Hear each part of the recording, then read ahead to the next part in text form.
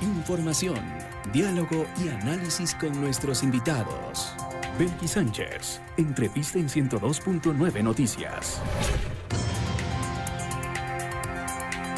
Amigos, son ya las 7 de la mañana con 21 minutos y así es, vamos a dar paso a nuestra primera entrevista de este servicio informativo para hablar acerca de seguridad, para hablar acerca de los índices de muertes violentas en nuestro país. Y es que este domingo, como todos sabemos, tuvimos el debate presidencial de cara a la segunda vuelta electoral. Y uno de los ejes que abordaron los candidatos Luisa González y Daniel Noboa tuvo que ver con la criminalidad y la seguridad. Vamos a dialogar esta mañana con María Fernanda Noboa. Ella es experta en seguridad para tener una primera lectura, una mirada de arranque general de lo que fue el debate en lo que tiene que ver con este eje temático. María Fernanda, buenos días, bienvenida. Muy buenos días, Belkis, buenos días a todos quienes nos están escuchando. Bueno, hacer un análisis del debate es para mí bastante complejo en el sentido de que en mi criterio, lo que vivimos no fue debate.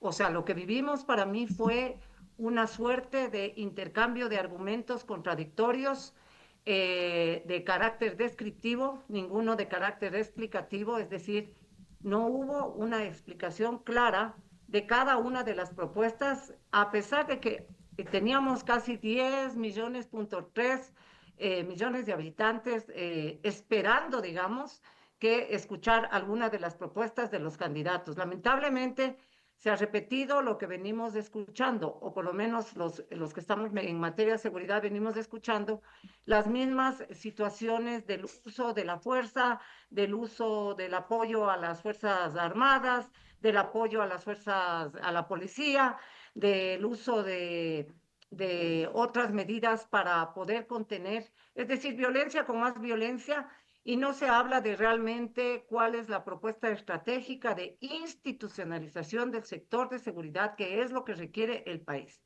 Si institucionalizar el sector seguridad significa primero tener una política pública estructurada en materia de seguridad, no un plan operativo como fue el plan Fénix, que si bien ahí se ha ido construyendo sobre el camino, en la suma de las acciones operativas y de todos los operativos que han hecho Fuerzas Armadas y Policía de manera combinada, creo que sí hace falta tener una política pública donde estén claros los ejes rectores, donde estén claras las lógicas orientadoras de hacia dónde se dirige la conducción de la seguridad, tanto en el nivel político estratégico, que es el que maneja el señor ministro de Defensa, porque él es la bisagra entre el Ejecutivo y el nivel de conducción estratégico militar, que es el Comando Conjunto.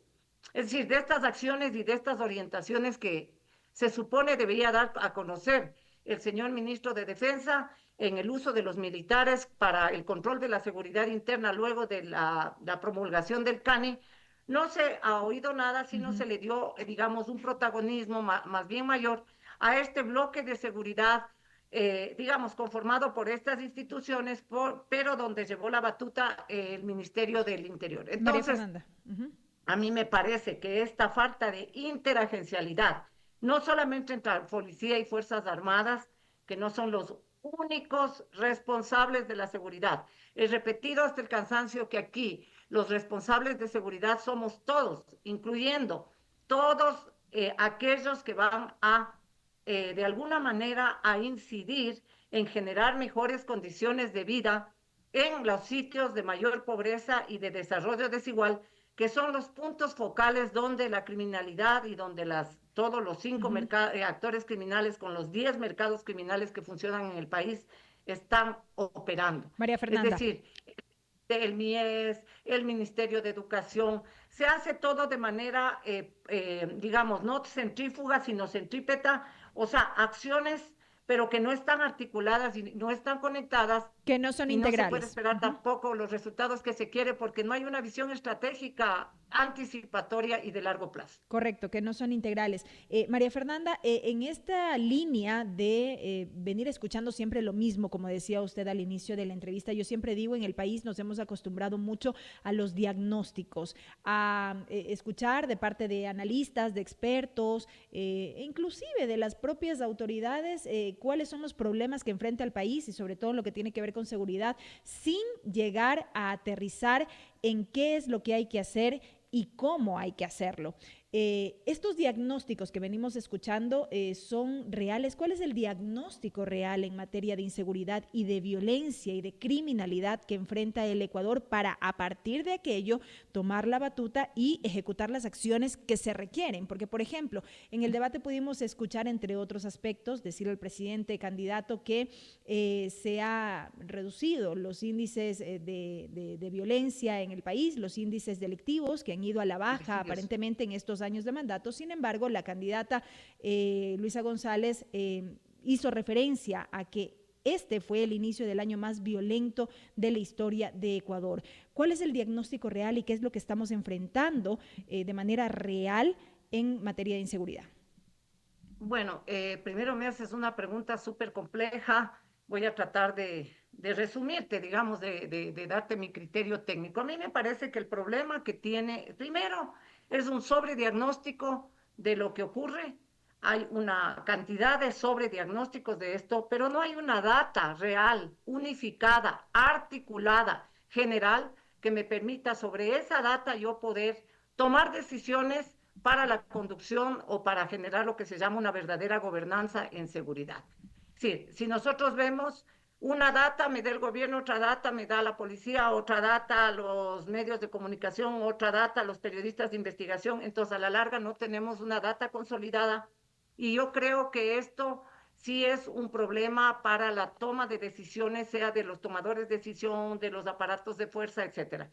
Y la data tampoco está porque total, no por un descuido de quienes manejan la data, sino porque también no se denuncia y hay zonas grises donde hay mucho silencio precisamente por el miedo y por de denuncia la penetración de la criminalidad a diferentes niveles del Estado y también por esta descredibilidad que lamentablemente ha generado el sistema de justicia a pesar de todos los intentos que se han hecho por limpiar los temas de corrupción, los temas de impunidad. También muchas personas no denuncian porque saben que a la larga todo esto cae en letra muerta o que hacen muchos esfuerzos y esfuerzos que cuestan dinero, esfuerzos que le cuestan al país los aparatos de fuerza para capturar cabecillas, para capturar actores criminales y da la casualidad que en 5 minutos están con medidas sustitutivas y están fuera de las cárceles. Entonces, yo creo que aquí el gran problema que hay es que primero no hay una cartografía, por más que muchos analistas y de observatorios tratan de hacernos ver que hay tantos grupos, que hay tantas tantos grupos criminales que se desplazan, etcétera, etcétera. Es imposible tener una cuantificación de los grupos criminales de primer orden, que son los microcarteles prácticamente que funcionan directamente relacionados a nivel con los grandes carteles transnacionales y mafias, que no son solo los carteles, son también las mafias. De otro lado, tenemos los grupos que dan servicio a esos carteles, es decir, aquellos que dan servicio de cuidar las rutas, de los sicariatos, de los secuestros express, de las vacunas.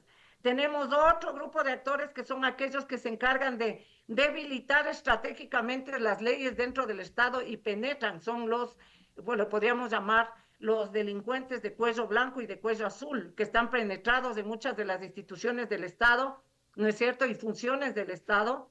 Muchos han llamado esto parte de la narcopolítica y aparte también tenemos actores extranjeros como son las mafias que van operando en el país con diferentes formas de actuación, cada uno de manera específica y además de esto las pandillas. Entonces a veces se cree que solo son narcotraficantes, que son los signatarios del cartel de Sinaloa y el cartel de Jalisco Nueva Generación, o ahora del grupo terrorista, como fue calificado por el Departamento del Estado el mes anterior, al Tren de Aragua. Entonces, a mí me parece que la cartografía esta de levantamiento de actores no está clara. Y un punto que me puede servir para demostrar que no está clara es que en la declaración del CANI se meten 22 grupos que se les considera terroristas. Terroristas. A los demás se les considera beligerantes y a los demás se les considera de criminalidad organizada. Es decir, que a través del CANI se pelea con 3 amenazas diferentes, pero de los grupos de criminalidad organizada no beligerantes no se dice nada. Entonces, hay como una suerte de confusión, no, a esto me refería cuando no hay una claridad, porque además, al conocer que vivimos en ambientes totalmente volátiles, inciertos, gaseosos, digamos, ya ni siquiera líquidos, estos grupos van proliferando y van teniendo generaciones de generaciones, lobos unos, lobos box, lobos tres, choneros uno, choneros dos, y cada uno parece que se van especializando, y esto sí es estudios que hemos hecho varios colegas, se van especializando en una nueva forma de distribución del trabajo criminal. Es como una distribución del trabajo normal, pero del trabajo criminal. Y inclusive se sabe de que entre los mismos grupos que están permanentemente en oposición, hacen alianzas ad hoc de manera subterránea para poder hacer cierto tipo de operaciones y luego de que cumplen su objetivo, luego de que ya tienen su negocio ilícito en la mano, cada uno se va para su lado, los reparteris, como digo yo, y cada uno por su lado. María La Fernanda. otro problema que tenemos y nadie menciona es la fusión de amenazas. La narcominería, por ejemplo, como un hub que está ya haciendo fuerza en la zona de Putumayo, la zona de Orellana, la zona de Sucumbíos, y en la parte sur tenemos en la zona de también Morona, Santiago, Zamora, Chinchipe, y en el Azuay, específicamente en el cantón Ponce Enríquez, de lo que se sabe. Esto, por ejemplo, también genera otra amenaza articulada en todos los estudios de los casos de las mineras en la región. Se sabe que esta amenaza está vinculada con una configuración mucho más sofisticada, si se quiere, de las redes de prostitución, que son las que sirven para sostener.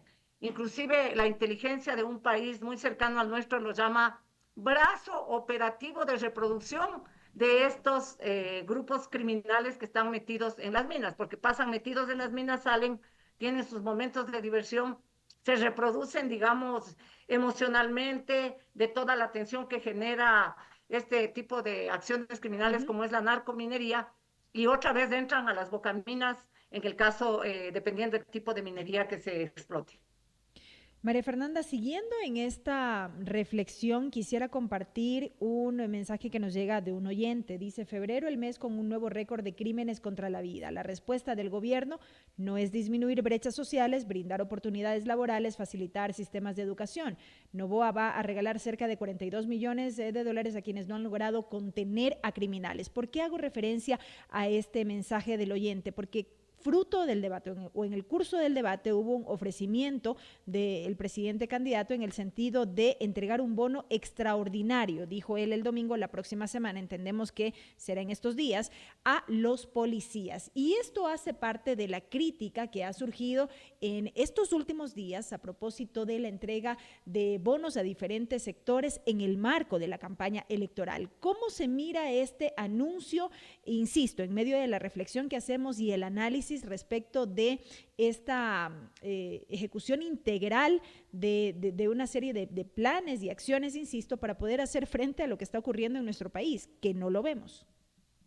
Ya, yo podría decirte que de este anuncio, digamos, aparte de otros anuncios como la traída de soldados o lo que se llaman militares privados, para colaborar y de las cooperaciones con países, se anuncia, pero nunca se dice cómo.